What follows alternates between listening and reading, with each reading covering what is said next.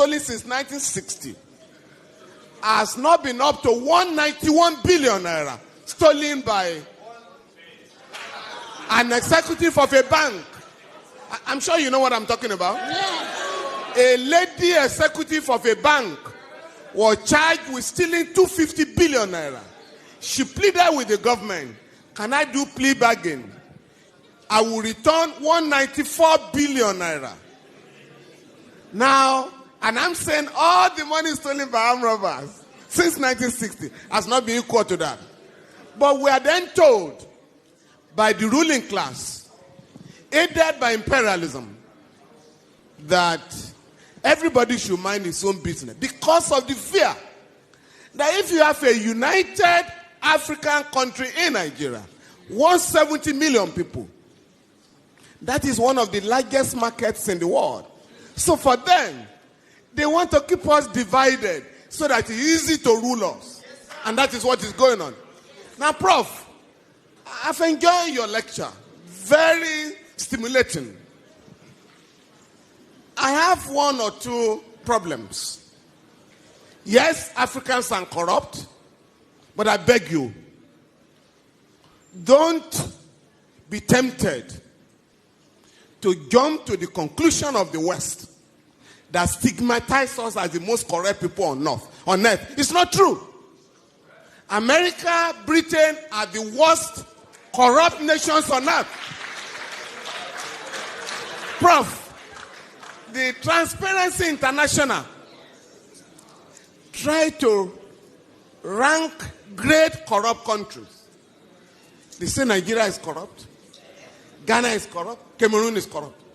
But Switzerland, that warehouses all corrupt money in the world, is never in that reckoning. Secondly, sir, and I think that was the point Nkrumah was making, neocolonialism, the last stage of imperialism.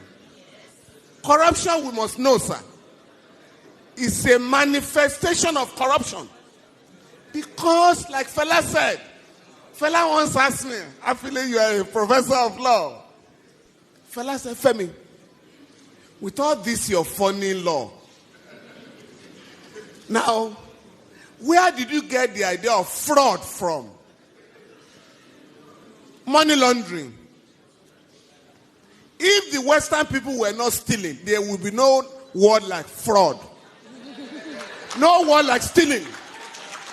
But Fela then warned us, don't accept their language and their ideology. But when you say money laundering, Fela said, what is money laundering?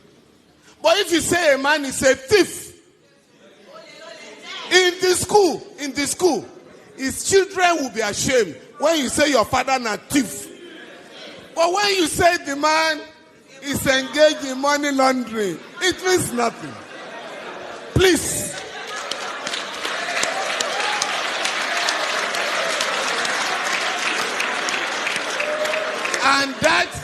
And that was when Fela was reminding us that they get the ruling class.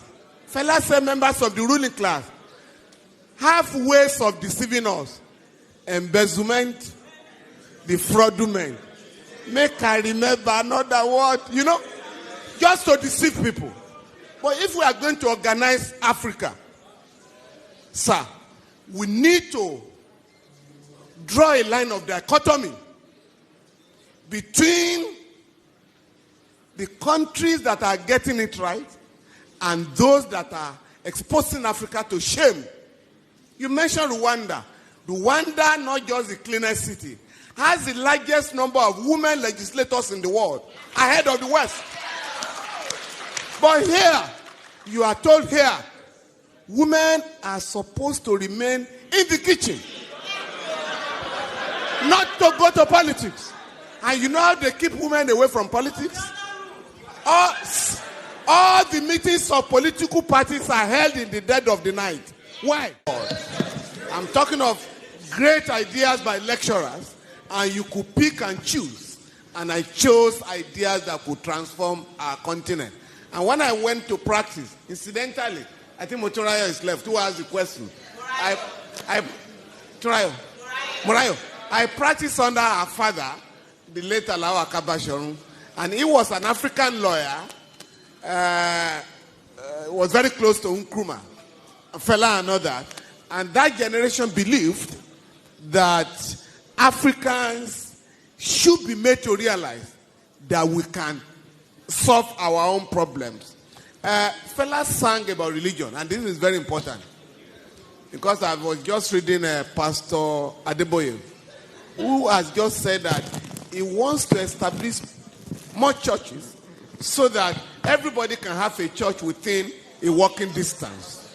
Now, Fela sang about religion and the danger of religiosity as opposed to spirituality.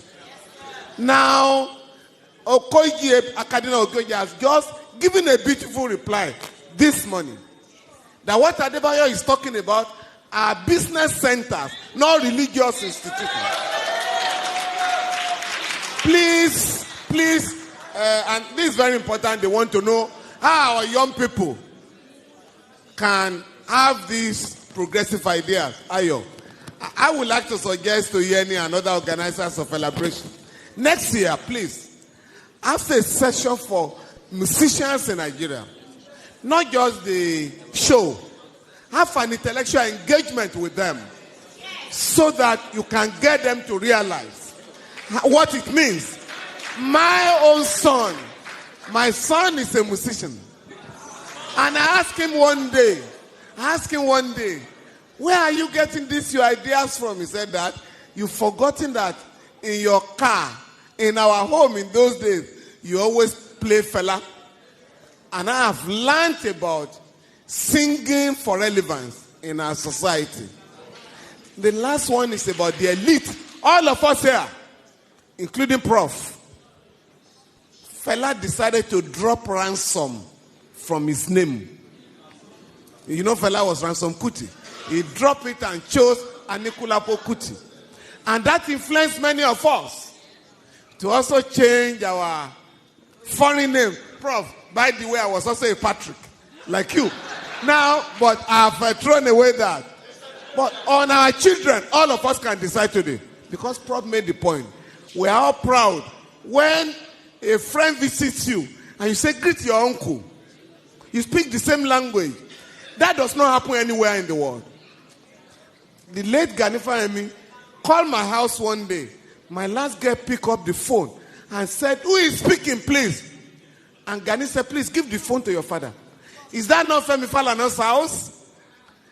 The girl said, yes. Why are you speaking English to me? And I had to apologize. He didn't know you were, sir.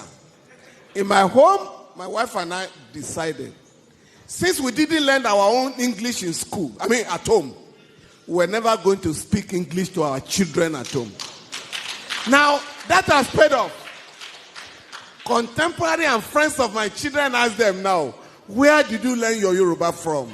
And I think all of us can decide to teach our children our native language.